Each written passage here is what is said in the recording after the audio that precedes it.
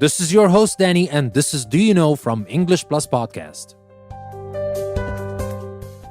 Our episode today is about Andrew Jackson. But before we start, let me proudly announce the launch of English Plus Magazine. English Plus Magazine is out. It is a weekly magazine that you can get if you become a patron of English Plus on Patreon. The link is in the description. And this is not everything. When you become a patron of English Plus, you will also have access to all our premium episodes. If you're just interested in the premium episodes and you prefer to subscribe using Apple Podcasts, you can do that as well. You can subscribe there and have access to all our premium episodes. And now, without further ado, let's start our Do You Know episode for today.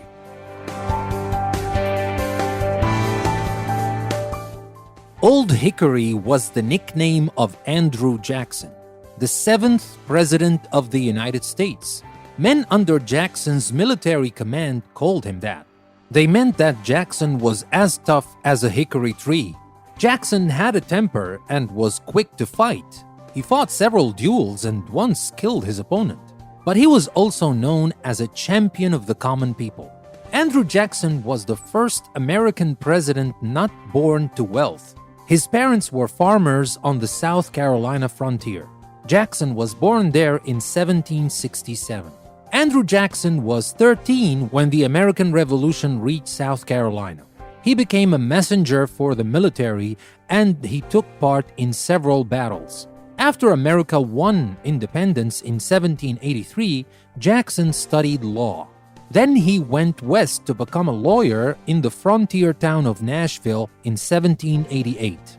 There he met and married his landlady daughter, Rachel Donaldson Robards. In 1796, Nashville became the capital of the new state of Tennessee. Jackson became Tennessee's first representative in the United States Congress. In 1797, Jackson was elected to the U.S. Senate.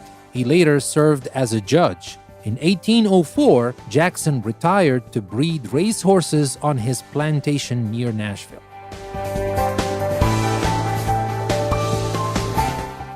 Jackson didn't stay retired after the War of 1812 broke out against Britain. In 1814, he won an important battle against Native Americans who fought on the side of the British. As a general in the U.S. Army, Jackson triumphed over the British at the Battle of New Orleans. Jackson's victories made him a national hero. Jackson later fought the Seminole Indians in Florida. The Seminole were raiding settlements of white people. Jackson's friends urged him to run for president.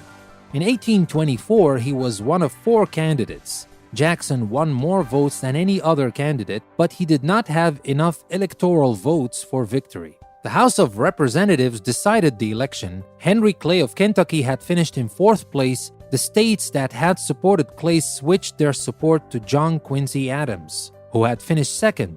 The House named Adams president. Adams then named Clay to be his Secretary of State. Jackson accused the 2 men of having made a corrupt bargain. In 1828, Jackson ran against Adams. Jackson claimed that Adams had become president in 1824 against the will of the people.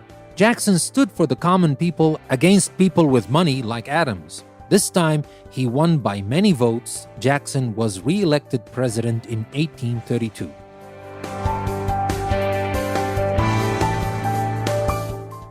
As president, Jackson favored a greater role in government for the people. He wanted the people to elect the president directly without the Electoral College.